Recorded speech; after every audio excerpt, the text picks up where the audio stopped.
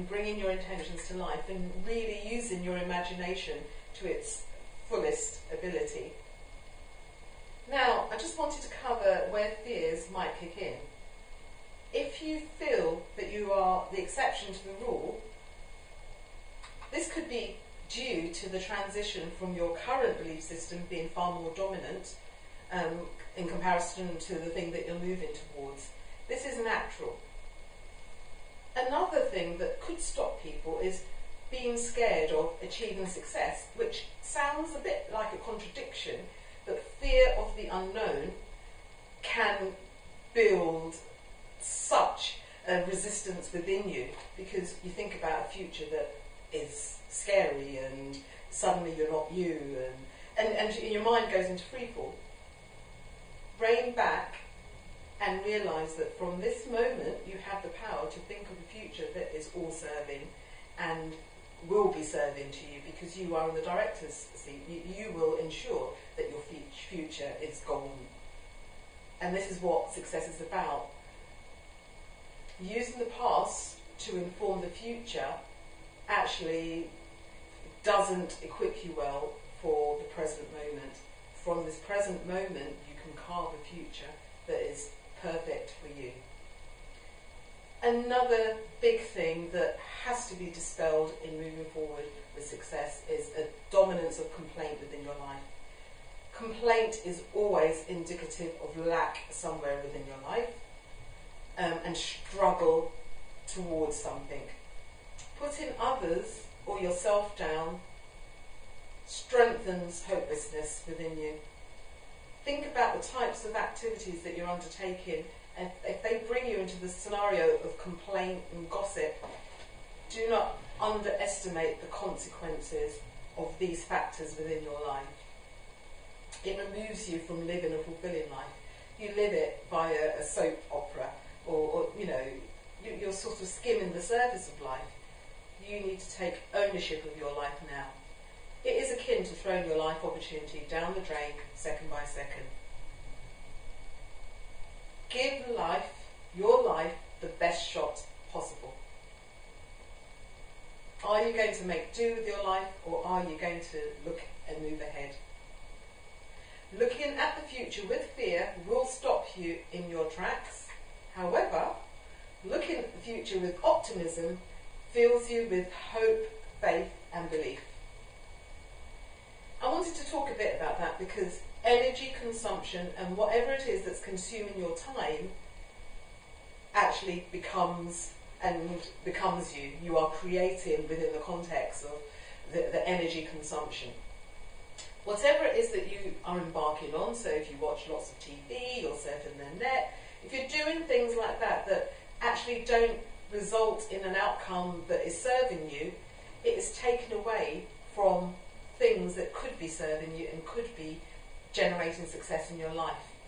We all have the same 24 hours in a day, but those people that achieve success, and the way that I use my time in achieving my success is completely directed.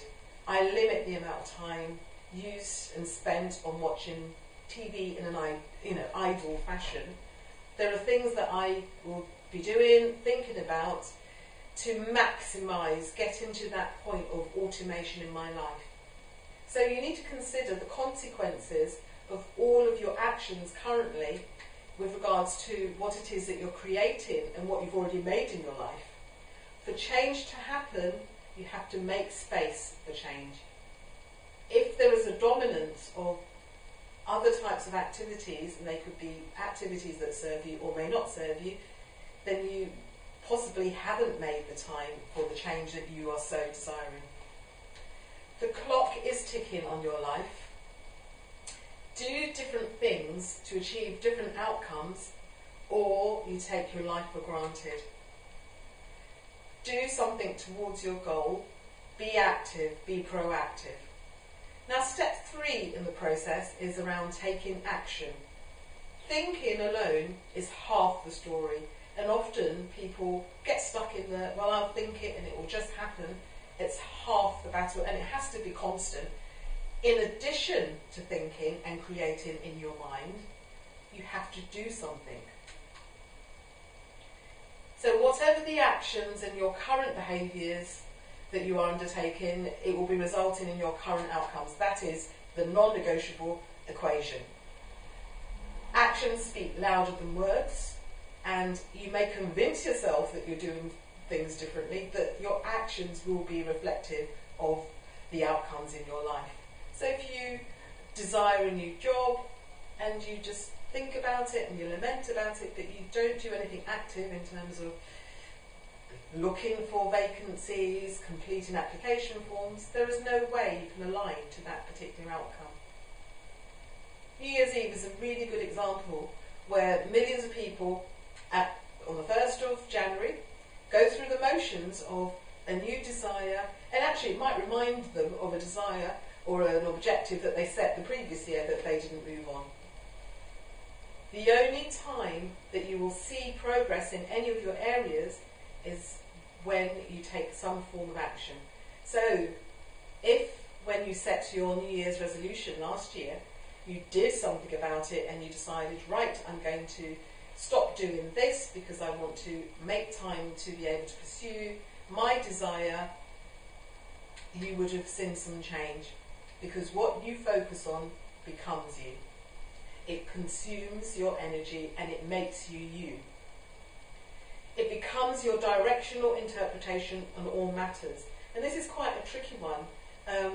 It could be described as your paradigm, that whatever situation you are experiencing, it will be run through your belief system as it is currently positioned. So if you have a dominantly complaint-driven, highly dominated, complaint-driven belief system, then matters will be run through, and it'll be anything you can think of, through your dominant complaint belief system.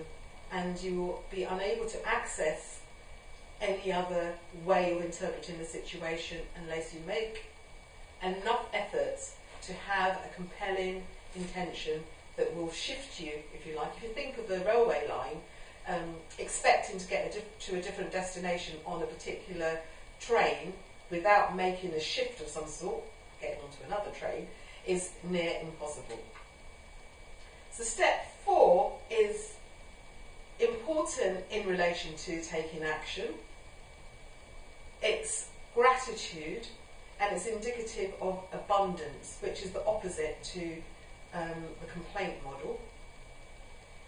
Recognising the steps that you are taking and the actions that you are taking. So action takes many forms. It could be reading something, doing research, it could be writing, it could be speaking. It's anything that starts to really generate some form of progress in relation to that matter. Gratitude goes hand in hand because it's important for you to recognise that you are taking that action. And this, I think, is a real missed opportunity for many, because often people are doing things but they suddenly decide, well, it's not good enough and it can't be counted and you can't include that, because they potentially are striving for perfection. And perfection, I feel, is not what you should be striving for. I think being good enough is good enough. Perfection is unachievable. Be grateful for small steps because they soon accumulate. Being supportive and appreciative of yourself is key to self-parenting, and gratitude creates the conditions for this type of approach. Sending self-kindness is vital.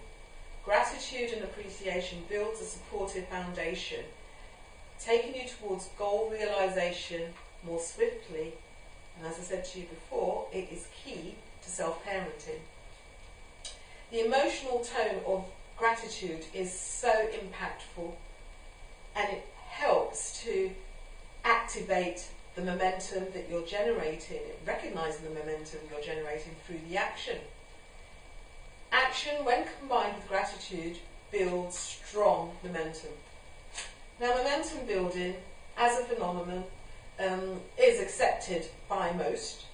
This unseen, powerful force is the pathway that you are building towards your desire. Most accept it as a concept, even though you cannot see it, you can feel it. It is the building blocks, the foundational tools. It is the life adventure. Action ensures that you are continually building momentum, building pace in relation to the areas that you want to change. And it might feel challenging. This is a normal part of change, because when you shift outside of your comfort zone, it is unknown to you. So you've never actually felt those feelings before, and the unknown can feel intense and uncomfortable. Instead of seeing it as something to be feared and to be protected from, see it as evidence, the pain as evidence of you changing in that moment, because it won't last for long. It is where growth resides. Don't panic, allow it to happen. So to avoid overwhelm, I would suggest that in your actions and in building your momentum, take in small steps each day. And at the beginning, I did recommend you devote 15 minutes each day towards building change in the areas that you want change in, and appreciating these small steps will result over time in significant changes in your life. It accumulates and it builds its own force. And allowing and releasing yourself from non-serving activities is vital. Become the director of your life. Own your life. Use these tools. Go over the course many times, because you might want to slow down, and things of importance will resonate to you at the right time. So work through as much as possible. Step 5 of the 5-step process is the use of your imagination. So again, now that we've looked at gratitude and momentum building, it is really important to build your script into more of a mini film for yourself. Get into the practice of feeling how it will feel to have achieved what you desire. Add in all of the details. What will you be doing? What will you be wearing? What will you be eating? Use your imagination and build momentum in relation to your imagination as well, because this will take you forward to the point where automation will occur. As I said to you before, automation will already be occurring in your life. To make the shift, you have to put in some effort, and the efforts lie in the action and all of the steps in this process. Self-parent with respect and with love and with kindness, and you will reap the rewards.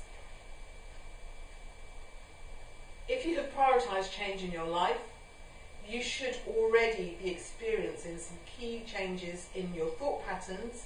Your eyes should be opened to more of the opportunities open to you. It's the beginning of a new way for you. Keep practicing the techniques that we've gone over in this course. Undertake more research. You know that learning is a constant. Move forward with your life. You owe it to yourself, your family and friends to live the best life that you can. You are amazing. Live your life to the fullest always, and thanks for the opportunity to connect with you. I hope you really enjoyed this course. As I said, play over again at your own pace and work through. Use a small thing to focus on and run it through this and continue. And if you do so for the next 30 days, you will start to see some significant results in your life. Thank you. Bye-bye.